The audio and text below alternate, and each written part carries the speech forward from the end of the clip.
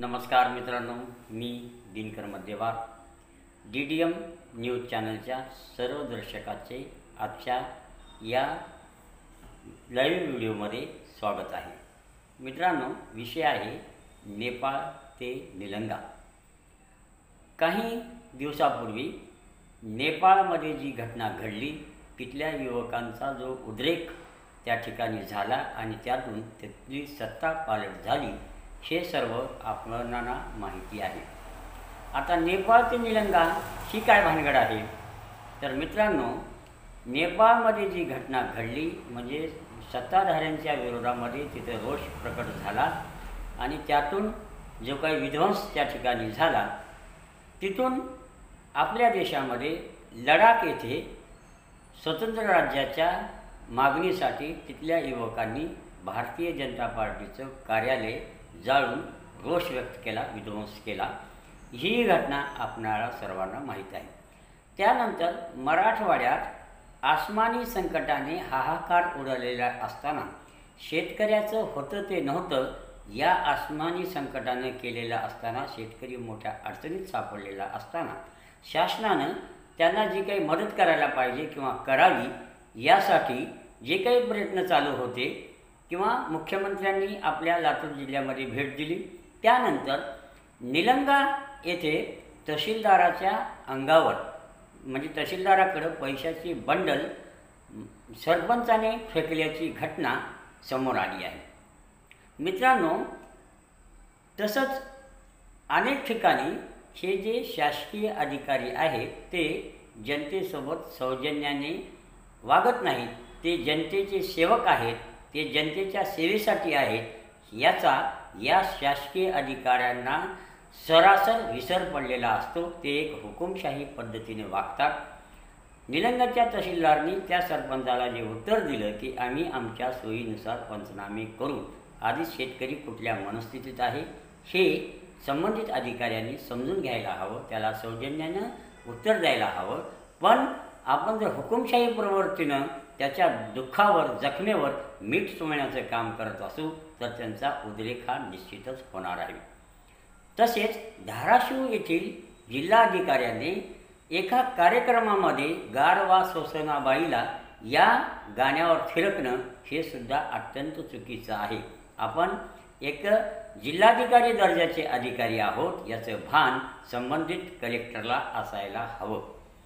त्याचबरोबर अनेक ठिकाणी लोकप्रतिनिधी, मग ते सरपंच असतील, कार्यकर्ते असतील, यांनी अधिकाऱ्याकडं आपली मागणी वेळेवर पूर्ण करत नाहीत किंवा अडवणूक करतात शासकीय कर्मचारी, याच्या द्वेषापोटी, रागापोटी। मागे एक घटना होती की एका सरपंचाने विहीर मंजूर करा म्हणून पैसे उधळले। तसंच निलंग्याची घटना आहे की हे घ्या पैसे, तुम्ही काय मदत करणार आम्हाला? जर तुमच्या सोयीनं पंचनामे करणार असाल तर तुम्ही काय मदत करणार? सोडा। एकूणच राजकीय पुढाऱ्यांचा आश्वासन देणे न पाळणे हा एक अलिखित नियम आहे, पण शासकीय कर्मचाऱ्यांनी मात्र ते जनतेच्या सेवेसाठी आहेत। जनतेची अडवणूक होणार नाही, जनतेची लुबाडणूक होणार नाही, जनतेचं शोषण होणार नाही। जनता ही अडाणी असते, अज्ञानी असते, त्यांना नीट समजून सांगण्याची, समजून घेण्याची जबाबदारी ही शासकीय अधिकारी कर्मचाऱ्यांची आहे। जर तुम्ही खाबूगिरीच्या पोटी त्यांची मुद्दाम अडवणूक करत असाल, त्यांची कामं वेळेवर करत नसाल, त्यांच्यावर हुकुमशाही करत असाल, तर ही जनता आज तुमच्या अंगावर पैशाची बंडल फेकत आहे। उद्या ती वेगळ्या मार्गाने रोष व्यक्त करतील, त्यावेळेस तुमचा शासकीय कामातील अडथळा हा जो कायद्यातील संरक्षण ढाल आहे ती कामाला येऊ शकणार नाही। कारण जर मॉब वाढला तर या जनशक्तीच्या पुढे कुठलीही शक्ती चालत नाही। हे मागच्या अनेक उदाहरणावरून, इतिहासावरून आपण लक्षात घेतलं पाहिजे। शासकीय अधिकारी कर्मचारी हे जनतेच्या सेवेसाठी आहेत, त्यांनी प्रामाणिकपणाने जनतेची सेवा केली पाहिजे। शासन त्यासाठी त्यांना पगार देतो आणि त्यांनी जनतेला सौजन्यशीलतेनं वागलं पाहिजे। त्यांचं उद्धटपणाचं वर्तन हे शोभनीय नाही, किंवा त्यांनी उद्धट वर्तन केलं तर त्यांच्यावर शासन सेवा शर्ती नियम 179 प्रमाणे त्यांच्यावर शिस्तभंगाची कारवाई होऊ शकते। पण ही कारवाई करणार कोण? कारण सामान्य माणसाला काही कळत नाही, तो आपलं काम व्हावं यासाठी खेटे घालतो आणि त्यांचे खेटे घालण्याची त्यांच्यावर वारंवार वेळ येणार नाही. जनतेप्रती तुम्ही प्रतिबद्ध आहात, जनतेला तुम्ही लायबल असलं पाहिजे, जनतेची कामं वेळेवर केली पाहिजे, जनतेची अडवणूक होणार नाही, जनतेला उद्धट वागणूक मिळणार नाही, जनतेशी पारदर्शक कारभार कसा राहील याकडे शासकीय अधिकाऱ्यांनी कर्मचाऱ्यांनी लक्ष देण्याची गरज आहे.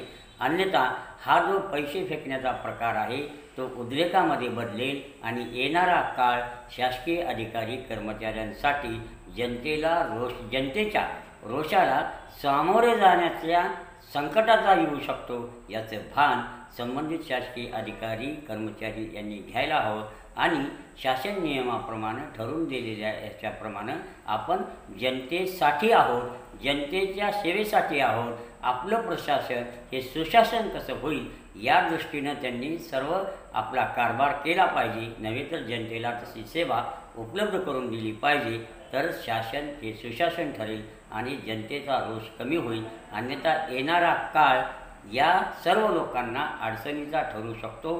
कारण नेपाळमध्ये जे उद्रेक झाला तो आता या छोट्या छोट्या गावातून लोकांच्या माध्यमातून होईल अशी भीती मला वाटते.